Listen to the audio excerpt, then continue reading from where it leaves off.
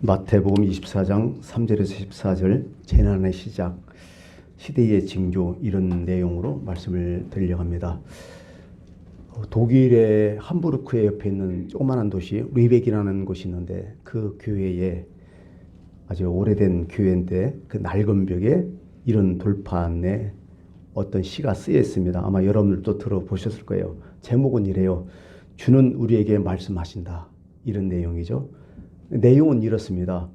너희는 나를 주라 부르면서 따르지 않고, 너희는 나를 빛이라 부르면서 우러러보지 않고, 너희는 나를 길이라 부르면서도 따라가지 않고, 너희는 나를 삶이라 부르면서도 의지하지 않고, 너희는 나를 슬기라 부르면서도 배우지 않고, 너희는 나를 깨끗하다 하면서 사랑하지 않고, 너희는 나를 부하다 하면서 내게 구하지 않고, 너희는 나를 어질다 하면서 오지 않고, 너희는 나를 존귀하다 하면서 섬기지 않고, 너희는 나를 강하다 하면서 존경하지 않고, 너희는 나를 의롭다 하면서 두려워하지 않으니 그런즉 너희를 꾸짖었을 때에 나를 탓하지는 말라. 이런 내용이죠. 아마 신앙과 삶이 괴리된 거죠. 형식은 있지만 내용이 없는 그런 신앙들. 이 시를 읽을 때 제가 딱 떠오르는 성경 말씀이 그런 말씀이 있어요. 누가복음 18장 8절에 인자가 올 때에 세상에서 믿음을 보겠느냐. 내가 재림할 때에, 이 세상에 다시 올 때에 이 세상에서 믿는다는 사람 중에 정말 믿음을 보겠느냐. 예수님이 이렇게 말씀하셨던 거죠. 참 경고의 말씀이 아닐까 이런 생각을 해봐요. 오늘 세상에는 참 많은 일들이 있어요. 재난, 기근, 전쟁 막 끊임없이 일어나요. 국가와 국가 대 전쟁, 또 민족과 민족, 개인과 개인, 큰 사건, 작은 사건, 깜짝 놀랄 만일, 그냥 수수하게 지나갈 만일, 이것뿐만 아니라 기성이변. 우린 매일 일어나고 있어요. 재해재, 자연재해 계속 우리는 보도되고 있어요. 어제도 유럽에 태풍 불어갖고 특히 런던, 영국에는 엄청나게 지금 피해를 보고, 미국에는 폭설 내려갖고 막 차가 고립돼서 백중출동이 나고 정신없고, 이런 일들이 우리는 지금 계속 뉴스로 듣고 있습니다.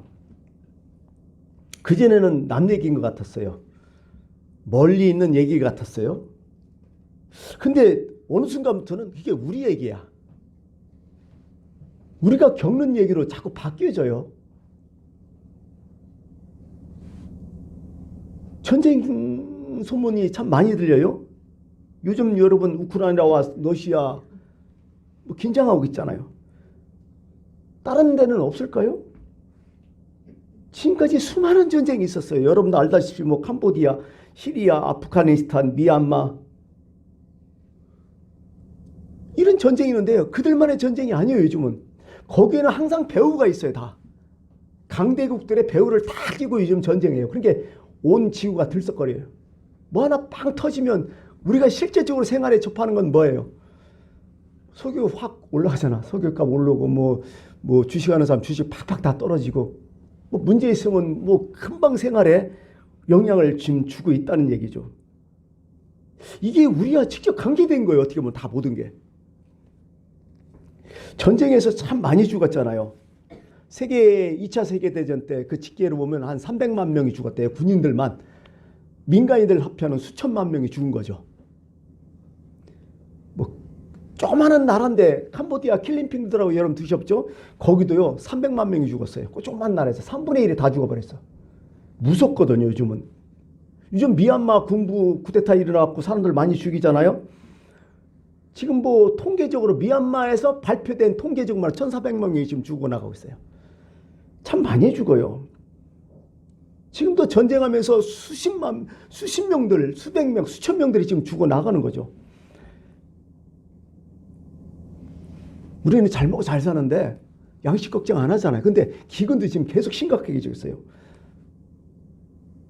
FAO, 세계 식량 농업기구라는 데가 있어요.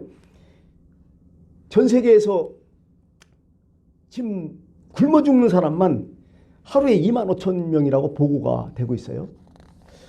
또 국제기아대책기구가 있잖아요. 기아대책기구에서는 뭘로 얘기는 하루에 3만 5천 명이라고 10,000명이 더 많다고 또 보고돼 있어요. 5년 동안에 굶어 죽은 사람만 해도 뭐 1,300만 명? 그 정도 이제 보고되고, 지난 150년 동안 뭐 크고 작은 전쟁이 엄청 많잖아요. 그 전쟁보다 5배가 많대요. 굶어 죽은 사람이 실제적으로. 전쟁보다 더 심하다는 얘기죠. 이런 때는 누가 죽어요? 대부분 약자들이 다 죽어요. 지금 팬데믹 현상 이런 일이 있고 여러 가지 어려움인데요. 누가 지금 피해보고 있어요? 힘 있는 사람, 잘 먹고 잘 사는 사람, 능력 있는 사람들은 피해가 전혀 없어요. 오히려 더 돈이 많아졌어요. 양극화가 더 심해졌어요. 오히려 더 약자들, 사회적 약자들, 서민들 더 지금 죽어나가고 있는 거죠. 그래서 성경은 늘 대명사, 약자의 대명사가 딱 나오죠. 나그네, 고아, 가부. 늘 그런 얘기를 해요. 이 사람 함부로 대하지 말라. 이런 약자들 무시하지 말라. 너희들이 보살펴라. 늘 하나님은 그렇게 꼭 반드시 말씀하고 있어요. 신명기라든지 레위기에 보면 그런 게 있잖아요. 그 당시에 농업사회니까 네가 밭에서 열심히 일하고 추수 때가 왔다. 그래서 추수를 하는데 혹시나 추수하다가 이삭이 떨어진다. 절대 줍지 말아라. 그리고 밭 모퉁이 그거 절대로 비지 말아라. 그거 나그네 고아 가부가 먹게 만들어라.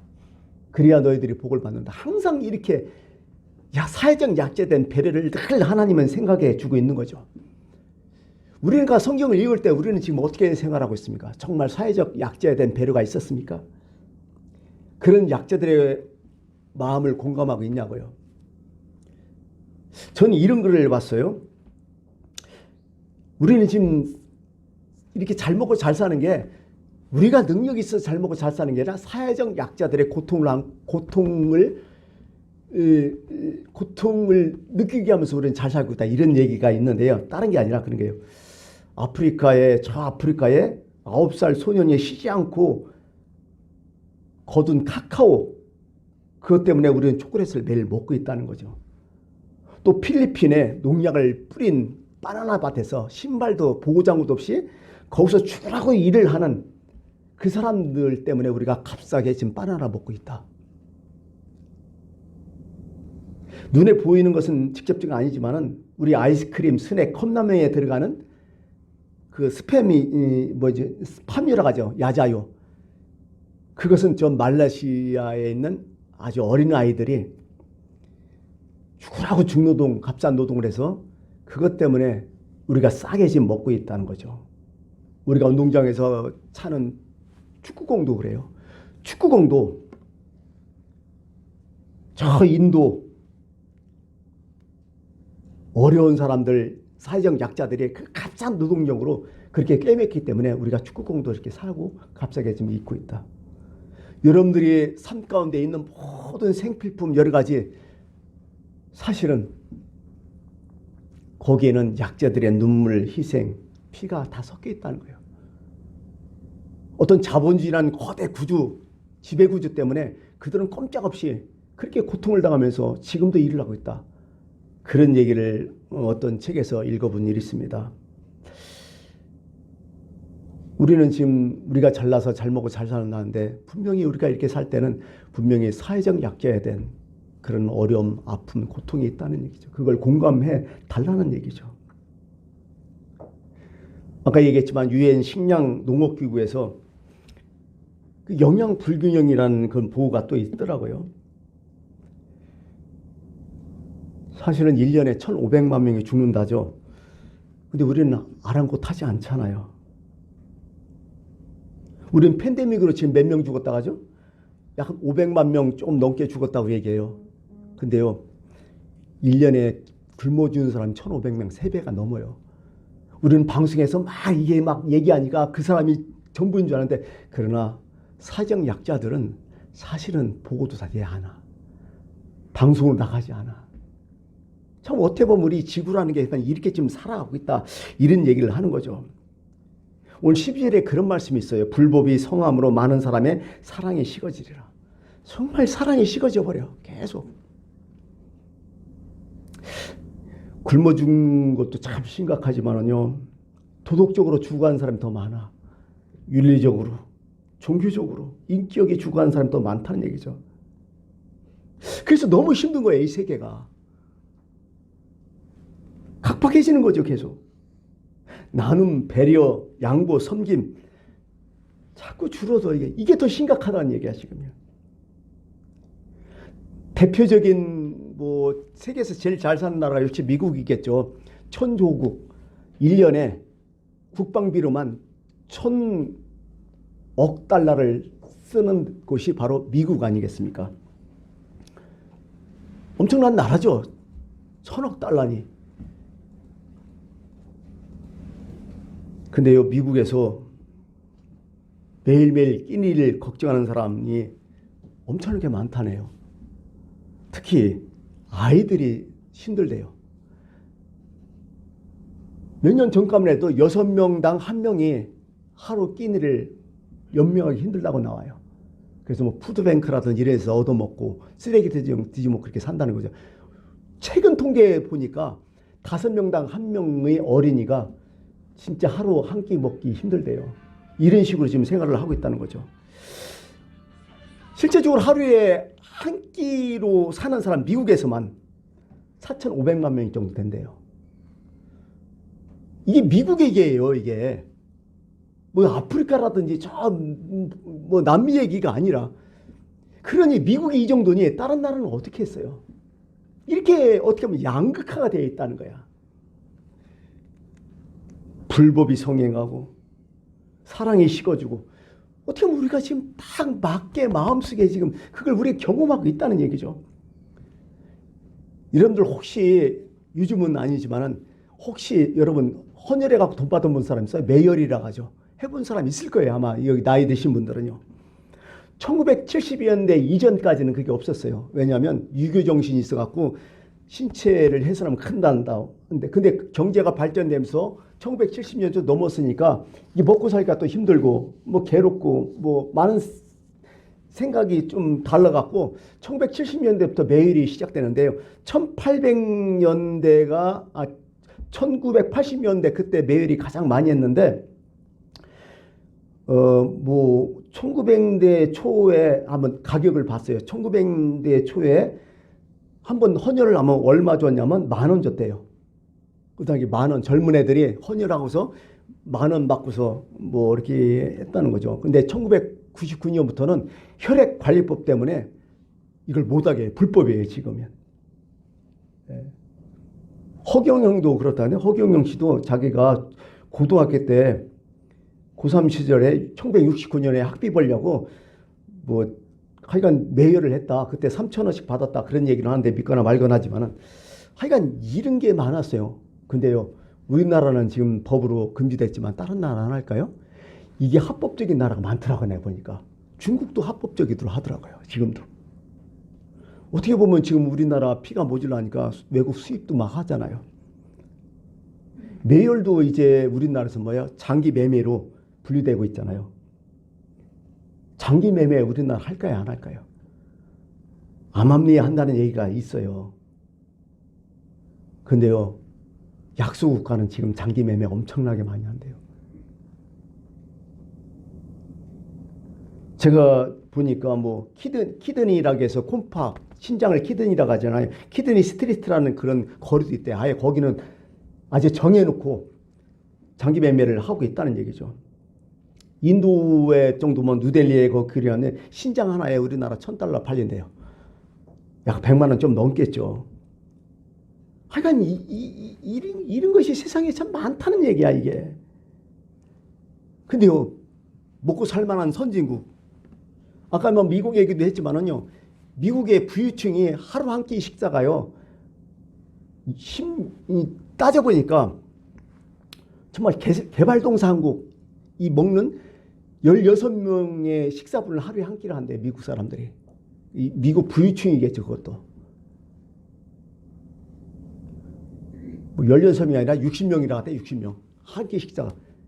근데요, 한쪽에서는 식량을 갖다 쏟아 버려버리고, 한쪽에서는 사람들이 굶어 나가고, 이게 지금 지구의 어떤 글로벌 시대의 우리의 지금 이 상황이 아니냐 이런 생각을 좀 이렇게 좀 해보는 거죠. 근데 그 나라를 잘 사냐? 아니더라고요. 일단은 한번 제가 이제 이 설교를 하려고 이 책자체 한번 막 뒤져봤어요. 뒤져봤더니 미국 얘기가 제일 많더라고요. 그분이 뭐 미국 학자인지는 모르지만은 미국에서 1년 동안 팔리는 수면제가 700억 정이래요. 하루에 1900만 정이 팔린대. 그러니까 결국 미국에서 1900만 명 되는 사람이 수면제 없으면 못 산다. 이런 통계가 또 잡히더라고요.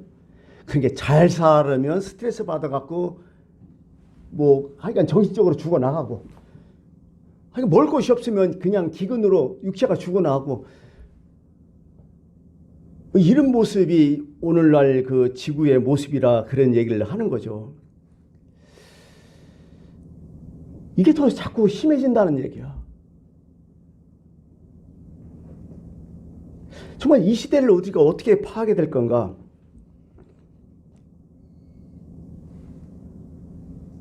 뭐 역사사 배워도 이런 분들은 그런 얘기도 해요. 세계 대제국이 망할 때는 어떤 현상이 일어나는데 특히 사람들의 이기적인 생각과 어떤 정치가 돼 권세에게 강할 때는 그 나라는 반드시 망했다고 얘기해요. 그리고 이 세대가 그냥 아무렇지 않게 흘러가는 것 같지만 그러나 분명히 하나님의 심판은 지금도 존재하고 있다. 하나님의 심판은 영원히 주도하게 지금도 진행되고 있다. 그런 얘기를 하고 또 세 번째는 벌과 꿀이 관계에서 벌이 꿀의 꽃을 강탈하지만은 그 결과로 꽃이 피고 열매를 맺지 않느냐. 어떻게 보면 이 세상은 나눔으로 해서 모든 게 형성되는데 이게 계속 막히더라. 모든 게 나눔이 없고 자기만 먹고 살려고 할 때 그때 나라는 망하더라. 그 제국들은 망했더라. 이런 얘기를 좀 하고 있는 거죠. 우리는 한동안 뭔가 잘 될 때는 유토피아를 막 꿈꿨잖아요. 1800년대, 1900년대까지 1700, 1800년대가 유토피아니즘, 낙원, 지상낙원, 뭐 무릉도원 막 꿈꿨잖아요. 그거 다 깨져버렸잖아. 전쟁 때문에. 1, 2차 세계대전 때문에. 그러고 나온 게 뭐예요? 동서 간의 그 이데올로기. 자본주의, 사회주의. 이 싸움이 엄청났잖아요. 미수 간에 막 전쟁 이런 것도 있었고. 예. 근데 여러분 생각해 보세요. 우리는 이제 고정적으로 해요. 자본주의 국가는 엄청나게 지금 잘 살고 사회주의 국가는 다 망해갖고 지금 다 쫄딱 망했다 얘기하지만은요. 실질적으로 그렇지는 않아요. 사회주의 국가가 잘 사는 나라도 참 많아요. 스페인, 남아공, 포르투갈, 독일, 노르웨이, 그 다음에 호주, 덴마크, 핀란드 이거 다 사회주의 국가야. 이것도 지금 다 깨져버려요. 제가 무슨 얘기를 하고 있느냐? 인간이 만든 제도는 한계가 다 있다는 얘기야. 이제는 앞으로 미래를 밝게 생각하는 사람들이 별로 없다는 얘기죠. 오늘도 어제도 미세먼지 막 일어나고요. 좀 있으면 또 황사 막 일어날 테죠. 물론 코로나19도 지금 엄청나야죠. 근데 성경은 이에 대해서 뭐라고 하시느냐? 이건 있어야 될 것이 왔다는 거야. 그리고 이게 없기를 바라지 말라는 거예요. 성경은. 이게 있어야 된다는 거예요. 이 재난이 없기를 해서 기도하지 말라는 거예요. 그런 말씀 성경에 뒤집어도 아무것도 없어요. 재난이 있으면 재난을 대비하라겠지. 이게 없달라고 기도 이거 아니라는 거야 이게. 그리고 이 모든 재난이요 하나님의 손에 의해서 된다는 거예요. 이렇게 이루어진다는 거예요. 하나님이 살아계시기 때문에 이런 재난이 온다는 거예요 지금. 두 번째는 하나님의 능력이 없는 게 아니라 능력이 있기 때문에 이런 재난이 생기고, 세 번째는 하나님의 공의가 있기 때문에 이런 현상들이 일어난다는 거예요. 이게 오늘 성경의 얘기예요 이게. 그렇기 때문에 우리는 이런 재난이 있을 때, 이런 어떤 말세의 징조가 있을 때 우리는 거기에 대해서 대비하고 살아야 되지, 이게 없기를 바란다 그건 아니라는 거예요 성경은. 이것을 겸손히 수용하고 끝이 없긴 오는구나. 그러고 하나님 맞을 준비란 그런 신앙을 하고 더 열심히 하나님의 뜻을 위해서 살아가는 그 모습이 우리의 신앙이 되어야 된다 하는 것이죠. 이 재난이 올 때 절대 두려워하지 말라는 거예요. 이상하게 생각지 말라는 거고요. 제일 중요한 게 준비하라는 거예요. 오늘 그 말씀이죠. 그리고 이 재난은 목적이 분명히 있다는 거야. 디모데후서 3장 1절에 너는 이것을 알라. 말세에 고통하는 때가 이르느니, 그게 고통하는 때가 계속 이르러요. 오늘 8절에도 이 모든 것이 재난의 시작이다. 여러분, 재난의 시작했는데요, 헬라어로 찾아보니까 오디논이라고요. 오디논이라고 써있더라고요. 오디논을 이렇게 쭉 쳐보니까 뭐냐면 진통의 시작, 출산 진통을 얘기해요. 분명히 세상이 끝날 때면 여인들이 해산할 때 전에 나온 출산의 진통 같은 진통이 분명히 점점점 늘어난다는 거죠. 그래서 이런 재난들은 출생의 진통과 같은 것이다. 새로운 시대, 새로운 시대에서 어쩔 수 없이 있어야 된다. 이런 얘기를 하는 거죠. 그래서 이 시대에 우리는 어떻게 살아야 될 거냐? 우리는 어떻게 해야 될 거냐? 우리는 이거에 대해서 고민을 많이 하라는 얘기죠. 근데 사람이요, 하나님께서 좋게 얘기하면 좀 들어먹으면 얼마나 좋아요. 좋게 하면 사람 그냥 빨리 바뀌면 얼마나 좋아요. 근데 잘 안 돼요, 이게. 잠언서 20장 30절에 그런 말씀이 있더라고요. 상하게 때리는 것이 악을 없이 하나니 매는 사람 속에 깊이 들어가느니라. 참 좋지 않은 얘기예요, 그죠? 상하게 때리는 거, 매. 사람이 그래야만이 들어먹는다는 거죠. 우리 한번 보세요. 우리도 그냥 좋게 얘기할 때 말이 듣나요? 잘하면 뭐 이렇게, 그럼 얼마나 좋겠어요. 꼭 매를 들이야. 뭔가 때려야 우리도 바뀌잖아요. 실질적으로 우리가 잘 먹고 잘 자고 그러니까 어느 순간부터 간절함이 싹 없어지잖아, 지금. 다급한 게 없어졌잖아. 여러분 얼마나 하나님 앞에 간절히 기도한 본 적 얼마나 돼요?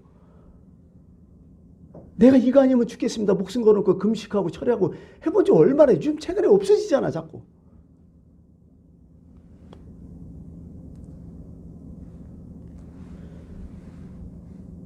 참 이런 것들이 우리의 고민이 되지 않을까 이런 생각도 해봐요. 가끔 지진이 일어난다. 최근에도 지진이 좀 일어나잖아요. 이 지진의 느낌이 그일 때는요, 막 세상을 하나님이 흔들어 놓는 것 같아. 한 번씩 정신 차리라고 막 붙들고 막 흔들어 놓는 그런 느낌을 막 받아요. 세상에서 성공이 뭐예요, 도대체? 최고의 성공이 뭐예요? 천국 가는 거 아니에요. 아무리 세상에서 뭘 어쩌고 천국 못 가면 그 사람이 망한 거 아니에요. 이게 어떻게 하면 신앙의 포인트 아니에요. 근데 여러분 생각해 보세요. 천국 못 가도 되니까 이 세상에 잘 먹고 잘 살자, 그런 논리잖아. 좀 우리는 생활 삶 자체가. 이거에 대해서 하나님이 어떻게 평가하시겠어요? 얼마나 우리를 어떻게 보시겠어요? 그렇게 하나님 한번 막 흔들어 놓아라는 거예요. 정신 차리라고. 그 호스피스에서 일하시는 헬리엄 브라운 헬리 의사가 그런 얘기를 하더라고요. 항상 죽어가는 사람한테 이제 상담을 많이 했는데 보통 이렇게 했는데, 한번 질문한대요. 죽는 것이 두렵습니까? 그러면 사람이 그렇다고. 근데 뭐가 그렇게 두렵습니까? 그랬더니 내가 죽는 것은 별로 무섭지 않은데 죽은 다음에 있을 일이 더 무서워서 힘들다고 하더라고. 그렇게 하면서 많은 사람들이 그 고민 걱정을 하더래요. 그래요. 죽는 거 그것도 무섭죠. 근데요, 더 무서운 건요, 죽은 다음에 어떻게 될지 모르는 게 더 무서운 거예요. 내가 죽은 다음에 그게 확실하다. 죽은 다음에 정말 나는 천국에 갈 수 있다. 살만한 거예요, 사실은.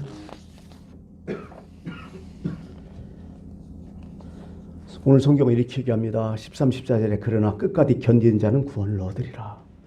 이 천국 복음이 모든 민족에게 증언되기 위하여 온 세상에 전파되리니 그제야 끝이오리라. 끝은 언제 오느냐? 딱 얘기하잖아요.